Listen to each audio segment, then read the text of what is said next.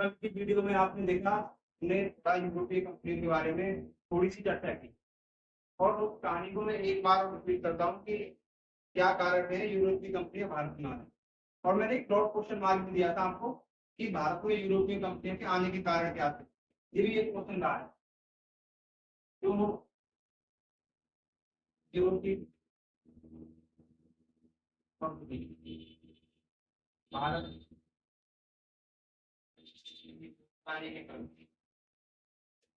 आने के कारण ये कल के लिए क्वेश्चन मार्क रहा था। और मैंने कल समझाया था आपको कि भारत की ओर 5 कंपनियां रुक करती है। 5 कंपनियों में कौन कौन है? पुर्तगाल है, डच है, अमेरिका, पेरिस और फ्रांस। 5 कंपनियों के बारे में बताया कि ये 5 कंपनियां भारत की ओर रुक कर रही है। और इनके कालक्रम के बारे में भी बताया था थोड़ा सा। ये 1498 में आ रहे हैं, ये 1602 और इधर 1600 और पेरिस 1600 और फ्रांस की 1603। ये 5 कंपनियां आ रही है यहाँ पे। थोड़ा सा ध्यान देंगे हम। तो ये आ क्यों रही है? ऐसा चल क्या रहा था यूरोप में, इनको भारत की ओर रुख करना पड़ रहा है। ये क्वेश्चन मैंने पुट किया था और आपसे मैंने कारण भी पूछे थे कि सबसे पहला था कि अरबों का उदय। अरबों का उदय मैंने समझाया था बाकायदा कि अरबों का उदय हो चुका था 1453 में। पश्चिम दुनिया में इन्होंने हथियार कर लिया था 1453 में। पश्चिम दुनिया हथियार कर लिया था। अब ये पश्चिम दुनिया क्या है? हाँ, पश्चिम दुनिया क्या है यहाँ पे? एक पश्चिम दुनिया पूर्वी रोमन राज्य की राजधानी है। क्या है? पूर्वी रोमन राज्य, पूर्वी रोमन साम्राज्य की राजधानी, राजधानी। ठीक है। अब यहाँ पे अरब आक्रमण करके पूरे पश्चिम दुनिया को अपने अंडर में ले लेते। और पश्चिम दुनिया अंडर आते ही स्थल मार्ग जो थे, जो भारत के और स्थल मार्ग थे, सभी रुक गए थे। ये समझाया था मैंने। सबसे पहला कारण क्या था? अरबों का उदय। और नंबर, जब अरबों का उदय हुआ तो स्थल मार्ग सभी रुक गए। अब व्यापार में समस्याएं आने लगी। क्या हुआ? व्यापार में हानि होने लगी। व्यापार में हानि। आगे, आगे क्या हो रहा है? आगे की अगर बात करें तो ये ईसाई धर्म का प्रचार करना चाहते थे। इसको भी थोड़ा सा हम कारण के रूप में ले सकते हैं कि ईसाई धर्म का प्रचार था, प्रचार था। जो यूरोप है भारत को रुक कर रहा है, कारण क्या आ रहे हैं? क्यों रुक कर रहा है? अरबों का उदय हो रहा है वहां पे। अरबों के उदय के कारण इनके स्थल मार्ग रोक दी गई है और व्यापार में हानि जा रही है लगातार। ईसाई धर्म का प्रचार प्रसार करना चाह रहे हैं।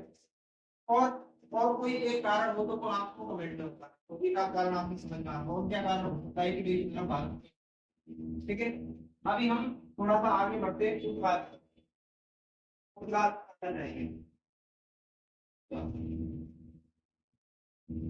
क्योंकि भारत आने वाली सबसे पहली व्यापारिक कंपनी थी पुर्तगाली कंपनी। अब पुर्तगाली कंपनी भारत आती है तो आपको मैंने कल एक क्रम समझाया कि 1487 में डियाज ने, डियाज का क्या बनाया था? रास्ता बनाया जिसका नाम था Cape of Good Hope. Good Hope ये रास्ता बनाया था। और ये रास्ता कहाँ तक का? अब मैं मैप के जरिए से समझाऊंगा तो थोड़ा सा ये रास्ता कहाँ से कहाँ तक था। ठीक है, थोड़ा सा ध्यान देंगे। इसका मैप है, आप इसके अकॉर्डिंग आप ध्यान देंगे कि भी रास्ता कहाँ से कहाँ तक है। देखो यहाँ पे है आपका पुर्तगाल, और पुर्तगाल से ऐसे निकले थे यहाँ पे दक्षिण अफ्रीका के पॉइंट तक आया ये दयाल। और ये सन कौन सा था? 1488। कई बुकों में 1488 भी मिलता है, इससे आप कंफ्यूज मत होना। ठीक है। तो यहाँ तक उत्तरी ये अफ्रीकी पॉइंट तक आया और वापस चला गया। इसी मार्ग से पुर्तगाल से कौन आता है? Vasco D gamma. Vasco D gamma. और ये सन कब आता है? 1498। और इसी रास्ते से आगे बढ़ते हुए कालीगढ़, भारत के कालीगढ़ तट पे पहुंचता है, जो कि आज कालीगढ़ जो जगह है आज के टाइम में कोसीगढ़ नाम से जानी जाती है। कालीगढ़, कालीगढ़ कहां पर? केरल। तो थोड़ा सा स्ट्रक्चर समझ में आ रहा हो कि भाई ये रास्ता क्या है। कैप ऑफ गुड होप किसने बनाया? डियाज ने। कौन इसका फायदा ले रहा है? वास्को डी गामा इधर से आ रहा है। और मैंने थोड़ा सा एक चर्चा में डाला था कि यहाँ पे देखो पुर्तगाल और स्पेन, ज्यादा अगर नहीं दिख रहा तो ध्यान से देखना कभी मैप में, यहाँ पुर्तगाल स्पेन दोनों एक साइड में है। पुर्तगाल स्पेन में एक संधि होती है, मैंने कल भी समझाया था। संधि का नाम क्या था? मैं यहाँ पे लिख रहा हूँ, थोड़ा सा ध्यान देना है।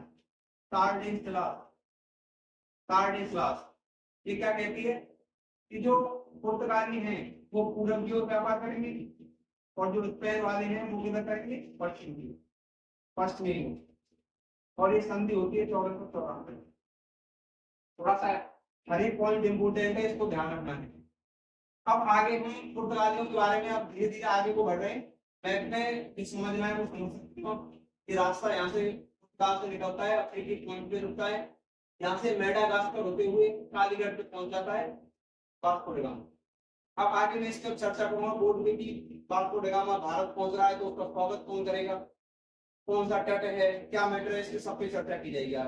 ये थोड़ी सी डेटे हैं, इसको ध्यान देना है, ठीक है। तो अब आगे आगे मैं ध्यान दूंगा वास्को डी गामा भारत पहुंच चुका है।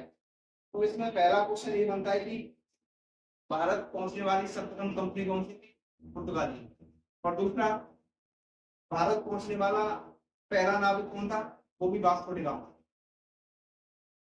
Vasco D gamma, Vasco D gamma कब पहुंचता है? 1498।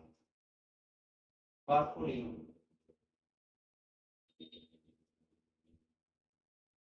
1498 में भारत पहुंच पाए। और इसके स्वागत के लिए राजा जुमेरिन, इनका स्वागत कौन किया है? जुमेरिन ने। जुमेरिन स्वागत करते हैं इनका।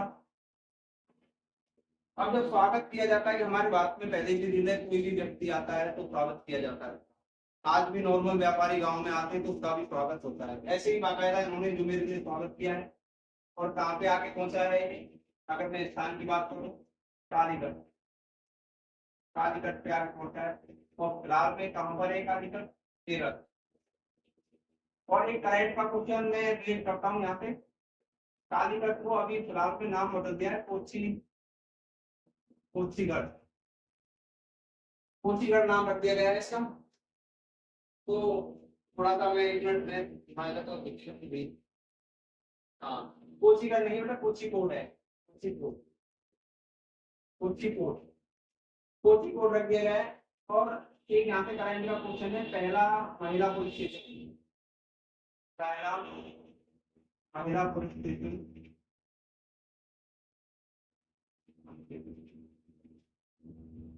कहाँ पर है? कोचीगढ़ में। इस क्वेश्चन को याद रखना, करंट का क्वेश्चन है, हिस्ट्री से रिलेटेड नहीं है पर करंट का है। पहला महिला पुलिस स्टेशन कोचीगढ़ में है, कोचीकोड में, ठीक है। हम आगे बढ़ते हैं थोड़ा सा। वास्को डी गामा भारत आ चुका है। अब जब ये व्यापारी बाहर से आ रहा है तो ऐसा तो है नहीं कि वहां से पैसे लाएगा, तो भारत में व्यापार के मकसद से आए हैं। तो जमेर इनके पास कुछ समय रहा और इसने यहाँ से व्यापार किया है मसालों का। व्यापार किससे किया है?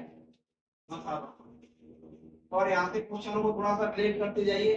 मसालों का राज्य भी किसे कहा जाता है? केरल को। मसालों का राज्य केरल। और मसाले लिए, कुछ जड़ी बूटियां ली और वापस पुर्तगाल वापस चला जाता है। और वहां जाके इसे ऐसा बोला जाता है कि मसालों की 60 गुना लाभ हुआ। 60 गुना।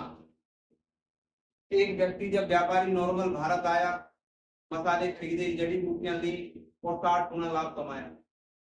कौन किसका मन नहीं करेगा दोबारा लालसा होगी इसकी, दोबारा भारत में आता है, 1499 में आता है।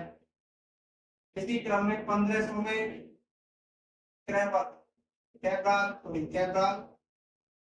कैब्राल नाम का दूसरा व्यक्ति आता है भारत 1500 में। अब ये कैब्राल जब भारत आया है, पूरी सशक्त लोगों की टुकड़ी लेके आया है, इन व्यापारियों का ग्रुप है अच्छा खासा, ये भारत आ चुका है।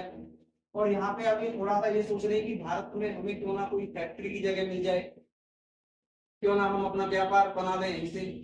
अभी फिलहाल हम यहाँ से मसाले लेके जा रहे हैं, यूरोप बेच देंगे, लाभ कमा लेंगे। अब ऐसा कोई जगह हो कि यहाँ पे हम माल इकट्ठा कर सके अपना। तो इसने क्या किया कि 1500 में भी आया और 1502 में भी आया।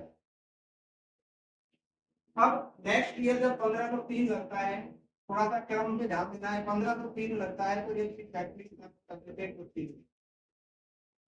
कहाँ पे, कोचीन। तो क्वेश्चन यहाँ पे उठाया जाता है कि भाई सर्वप्रथम पुरस्कार फैक्ट्री कहाँ पे लगी, कोचीन।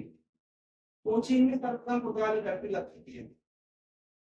अब जब फैक्ट्री लग चुकी है तो यहाँ फैक्ट्री का मायने क्या है, यहाँ देखो पहली फैक्ट्री, पहली फैक्ट्री।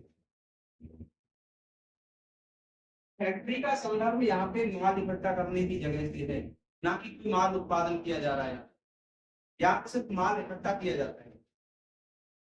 तो मैं एक बार और रिवाइज करूं कहानी को, होता क्या है, यहाँ तक आते आते यूरोप की कंपनियां भारत में क्यों आ रही हैं, तुर्कों ने आक्रमण कर दिया है, सब माल रोक चुके हैं, व्यापार में हानि जा रही है लगातार, और ये अपने धन का प्रचार प्रसार भी करना चाहते हैं। मुझे की पॉइंट ध्यान रखना आपको बताना चाहूंगा।